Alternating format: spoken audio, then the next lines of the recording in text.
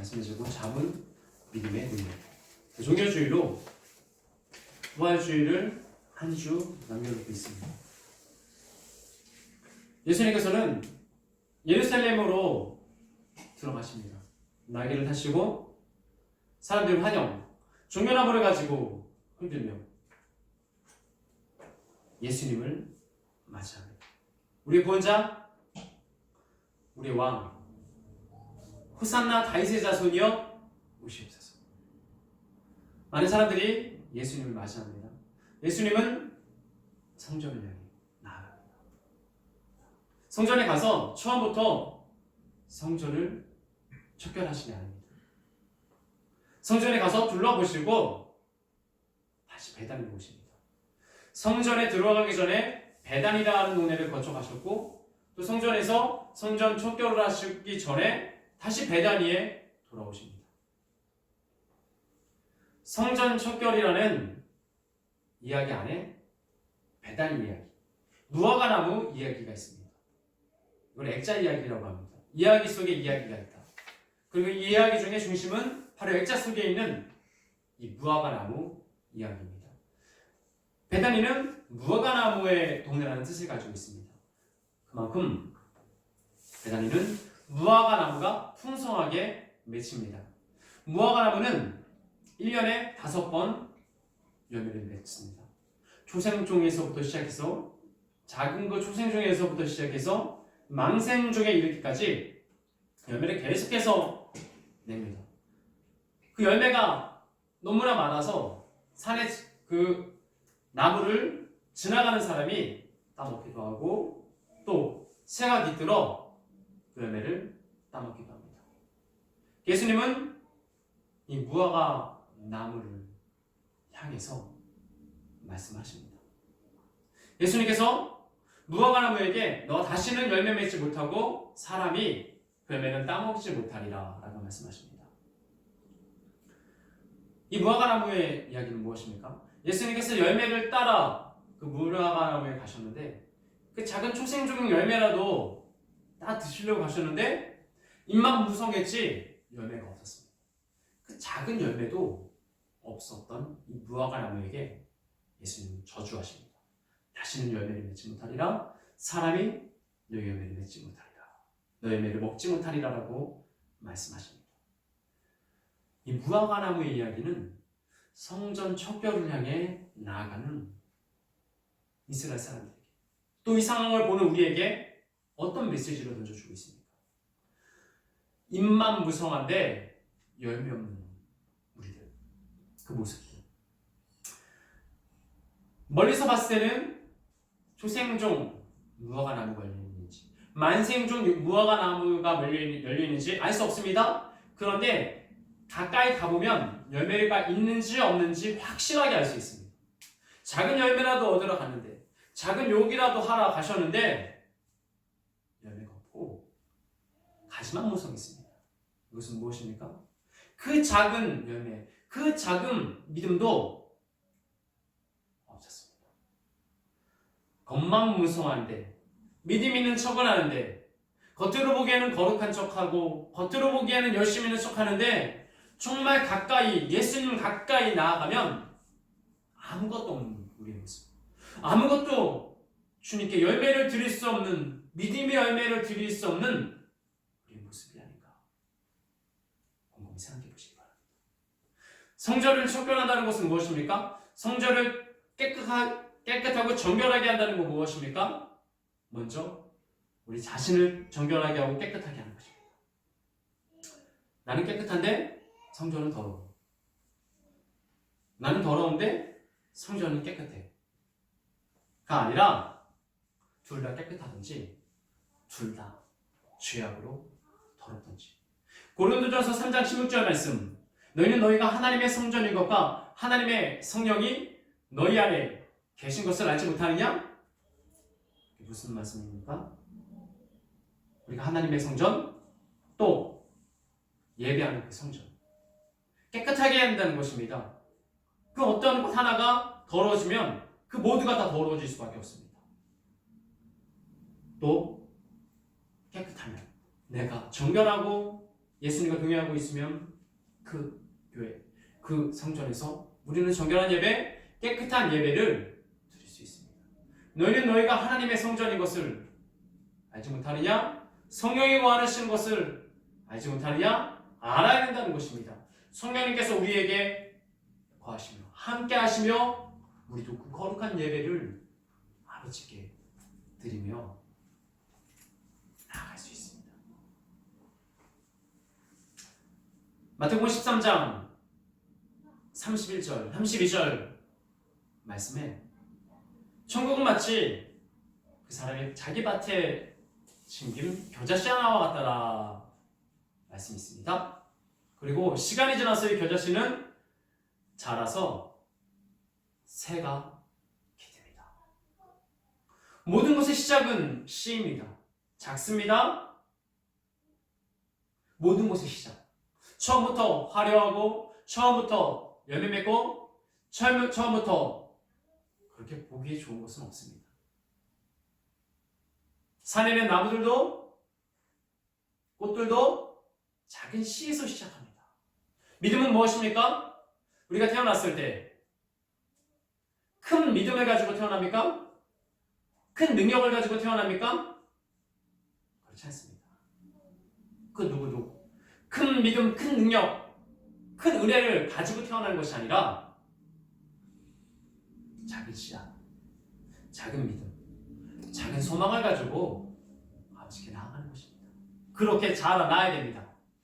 나는 어렸을 때부터 교회 다녔고 교회 오래 다녔고 교회에 계속 다니고 있고 그렇기 때문에 내 믿음은 당연히 자라 있을 거야. 믿음이 자라는 것이 우리의 의지로 됩니까? 시간에 비례합니까? 그렇지 않습니다. 대제사장들과 서기관은 그런 줄 알고 있었습니다. 그들은 믿음이 시간에 비례하는 줄, 돈에 비례하는 줄, 자기네 섬김에 비례하는 줄 알고 있었습니다.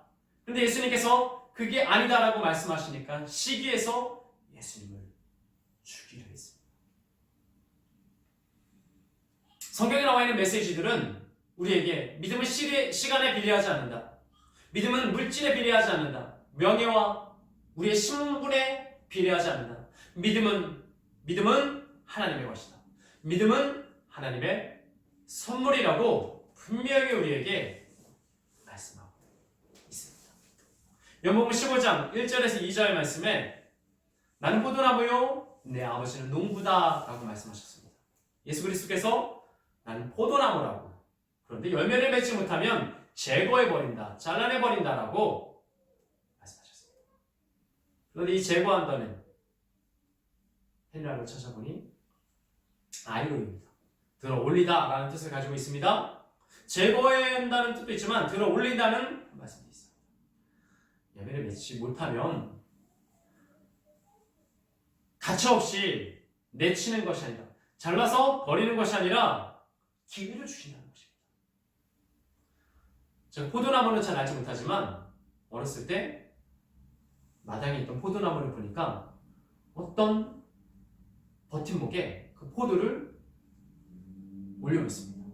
땅을 향해 나아가는 그 포도나무는 썩을 수밖에 없고 벌레들의 먹이가 될 수밖에 없지만 그 버팀목에 있는 포도나무는 계속해서 열매를 맺습니다.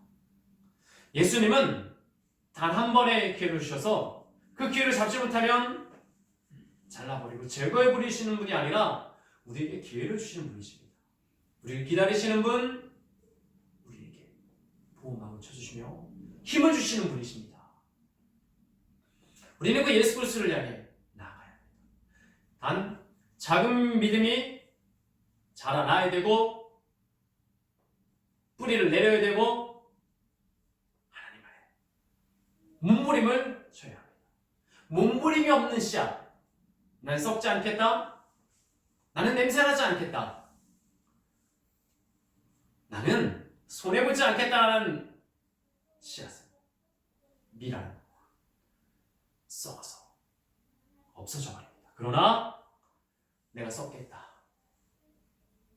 내가 몸부림쳐 보겠다, 내가 한번 아버지를 의지하며 나아가겠다 라고 결단하면 냄새나고 썩지만 열매 맺습니다. 자라납니다. 뿌리를 내리고 줄기가 올라가고 가지가 나오며 열매를 풍성하게 맺을 수 있습니다.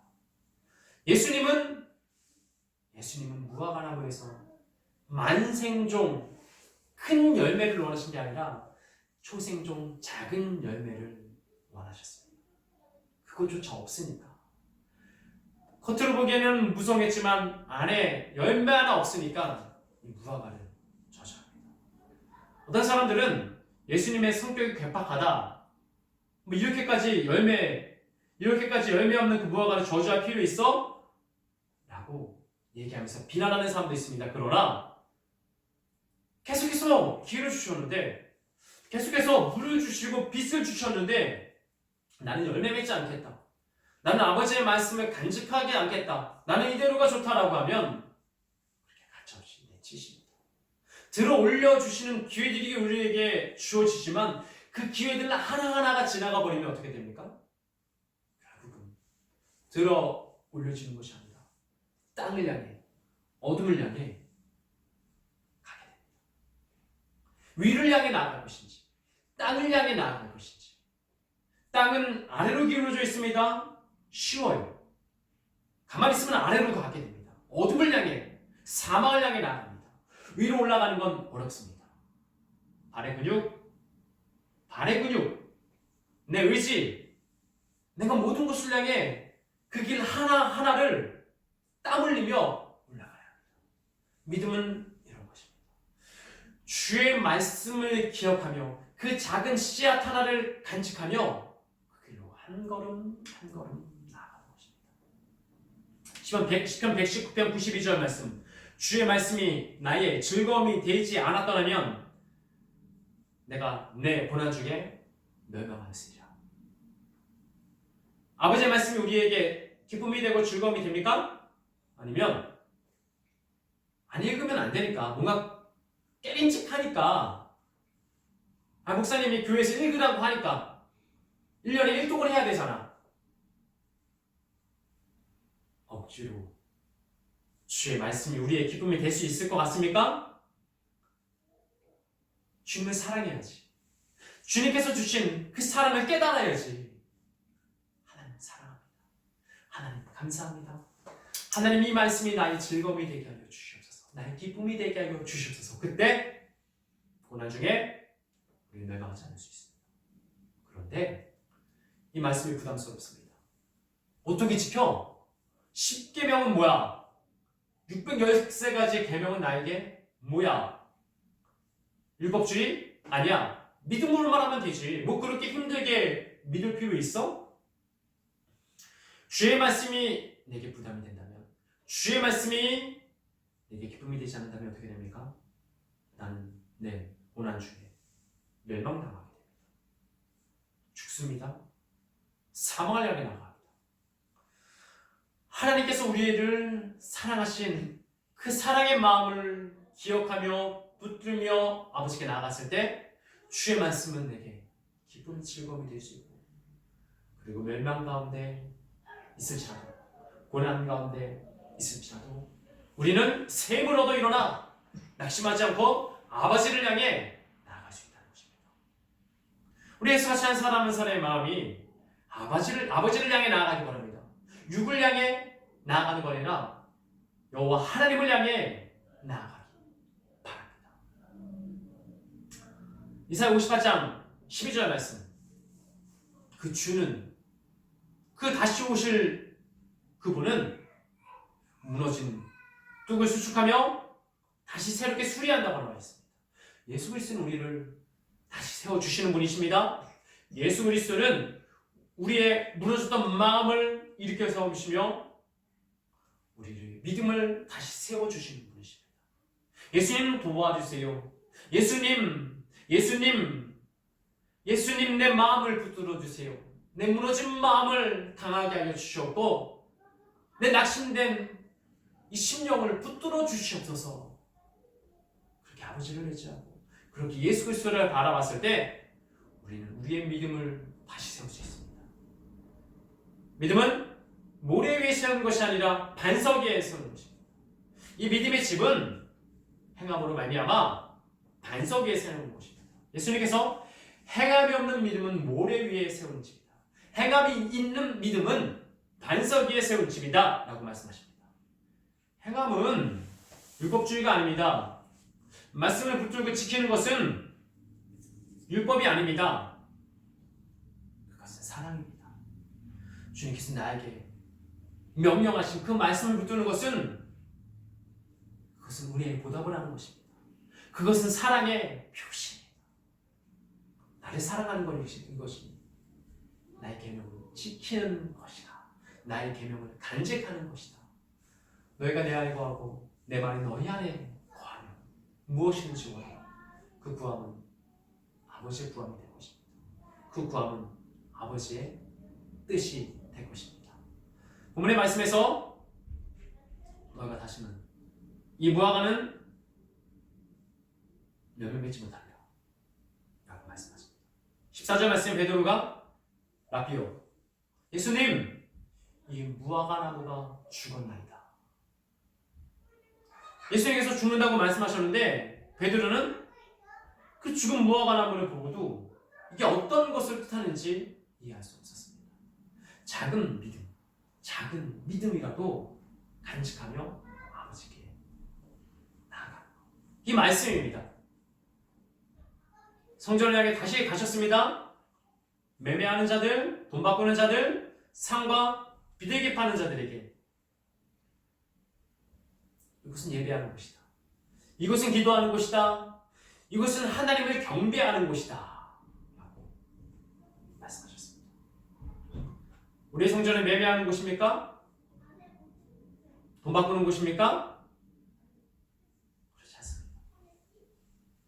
하나님께 주시는 예배의 성전, 하나님께서 주신 우리 한 사람의 성전은 그렇게 세상을 향해 나아가는 곳입니까? 예배하는 곳입니다. 내 마음의 중심에 무엇이 있습니까? 말씀이 있습니까? 아니면 세상 즐거움, 세상 기쁨이 있습니까? 내 마음의 중심에 말씀이 있어야지만이 우리는 아버지께 나아갈 수 있습니다.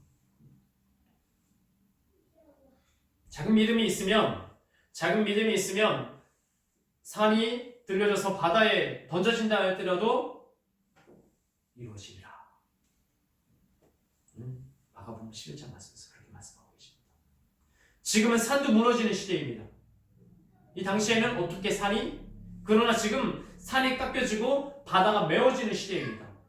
작은 믿음이라도 있으면 그 믿음으로 말미암아 우리가 아버지께 나아갈 수 있고 그 믿음으로 말미암아 산도 깎고 바다도 메우는 시대입니다. 하나님께서는 우리에게 그 믿음을 허락하여 주셨습니다. 그 믿음은 산을 깎을 수 있고 바다를 메울 수 있는 믿음은 만생종 믿음에서 시작하지 않습니다. 작은 초생종 믿음, 열매에서 시작합니다.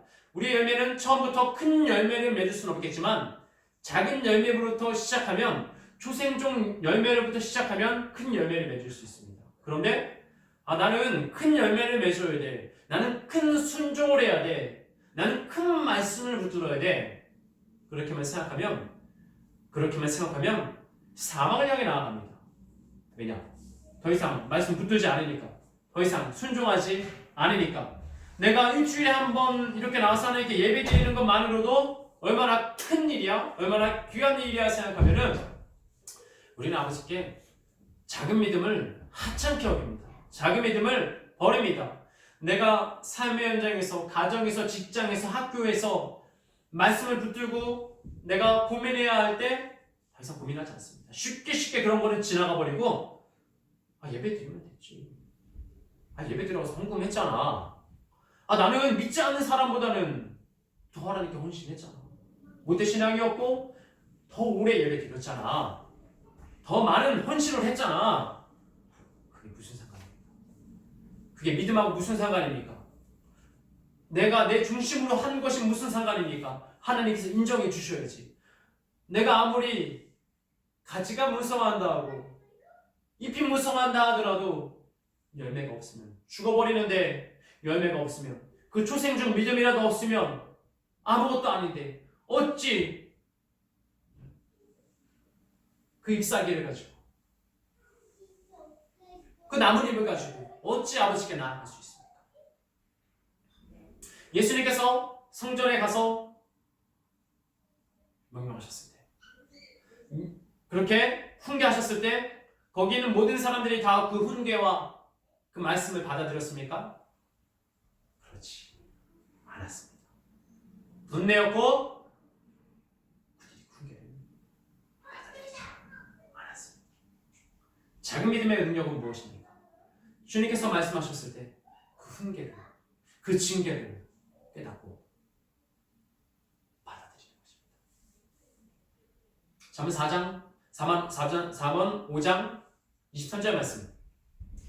그는 훈계를 받아들이지 않으로 말미암아 어떻게 됩니까? 심히 미혹되어 그 심히 미혹됨으로 말미암아 훈미하게 된다. 이것이 어떤 말씀입니까? 훈계를 받아들이지 않으면 혼미하게 됩니다. 속게 됩니다. 혼탁하게 됩니다. 이게 찬물인지 뜨거운 물인지, 이게 단물인지 짠물인지, 이게 먹어야 될 물인지 뿌려야 될 물인지, 생수인지 바닷물인지 구분을 할 수 없다는 것입니다. 그것은 훈계에서부터 시작됩니다. 예수님께서 성전에 가서 척결하십니다. 여기는 예배하는 곳이다, 기도하는 곳이다, 주님을 경배하는 곳이다 라고 말씀하셨을 때, 아니 뭐야, 당연히 매매하며 비둘기 사야지, 당연히 양을 사고 그렇게 하나님께 헌금하고 예물을 드리고 제사를 드려야지, 그렇게 그 훈계를 받아들이지 않으면 혼탁하게 됩니다, 혼미하게 됩니다, 미혹됩니다. 그러면 내 마음의 중심이 내가 되는 것입니다. 내 마음의 중심에 내가 있으면 예수 그리스도께서 훈계하셨을 때 그것을 싫어하게 됩니다. 내치게 됩니다. 우리는 어떻습니까? 하나님께서 우리를 말씀으로, 예배로, 그 누군가의 말로 훈계하셨을 때 우리는 어떤 모습으로 주님께 나아갑니까? 되돌려야지. 그래, 내가 훈계를 들어도 징계받아도 싸지. 난 그런 사람이야. 그런 모습으로 아버지께 나아가고 있습니까? 아니면 당신이 뭔데? 너나 잘해. 난 잘하고 있어. 우리 모습은 어떻습니까? 예수 그리스도께서 우리를 훈계하실 때, 다시 그곳으로 오라고 하셨을 때 우리는 어떤 모습으로 아버지께 나아가고 있습니까? 잠언 12장 1절 말씀. 훈계를 좋아하는 자는 지식을 좋아하거니와 징계를 싫어하는 자는 짐승과 같도다. 왜 그렇습니까? 정말 훈계를 싫어하면 우리가 짐승이 됩니까? 우리는 짐승이 되진 않습니다. 징계를 싫어하면 짐승이 되진 않습니다. 그러나 내 마음, 내 영이 쇠하게 됩니다. 영이 없다는 것은, 영이 죽은 것은 믿음의 눈으로 봤을 때 짐승입니다. 짐승과 다를 바가 없습니다. 우리가 짐승과 다른 것이 무엇입니까? 혼과 영이 있다는 것입니다. 정신이 있다는 것입니다. 정신을 찾지 못하는 것들, 헷갈리게 하는 것들, 잘 속는 것들, 그것은 무엇입니까? 어둠을 향해 나아가는 것입니다. 우리에게 영이 있다는 것은, 우리가 영을 분별할 수 있다는 것은 무엇입니까? 사단이 우리를 속일 때 맞아, 틀려, 하나님 말씀이야, 하나님 말씀 아니야, 바로 분별하는 것입니다. 50대 50은 아니야. 맞을까 틀릴까는 아닙니다. 맞습니다. 확신입니다. 100%의 확신입니다. 99%의 확신이 아니라 100%의 확신입니다. 그 확신을 가지고 아버지 나라에 가는 것입니다. 죽어봐야 알지.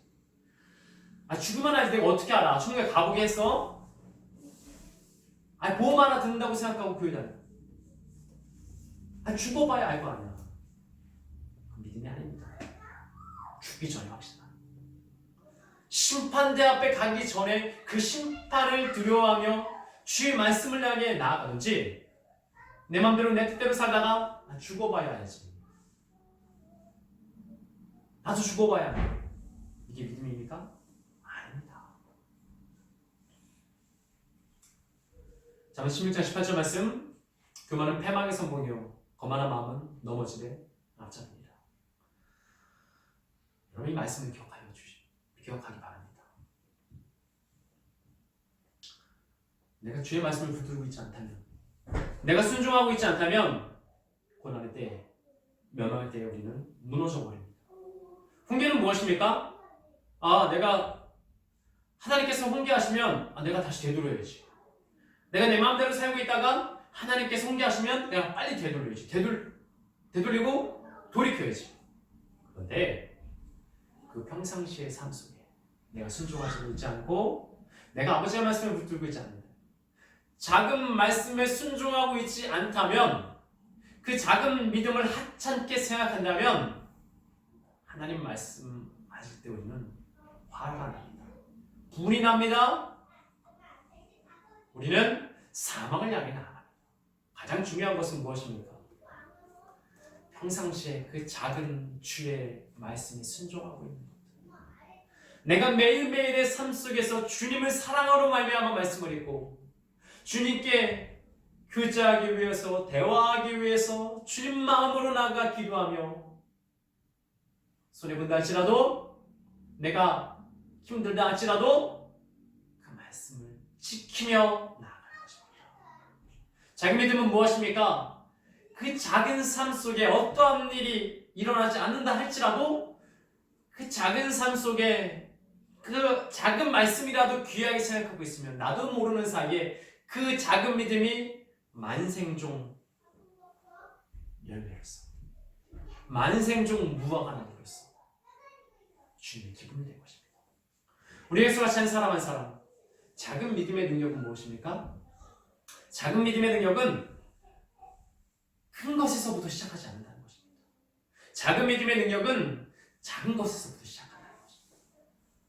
우리 한 사람 한 사람은 부활주의를 향해, 이 고난주의를 향해 나아가는 이 시작점에서 주님, 제가 이 한 주간 작은 말씀에 귀 기울이게 하여 주셨고 작은 말씀을 붙들며 내가 내 삶 속에서 그 말씀을 지킴으로 말미암아 더딜지라도 느릴지라도 반석 위에 믿음을 세우며 아버지께 나아가게 하여 주시옵소서.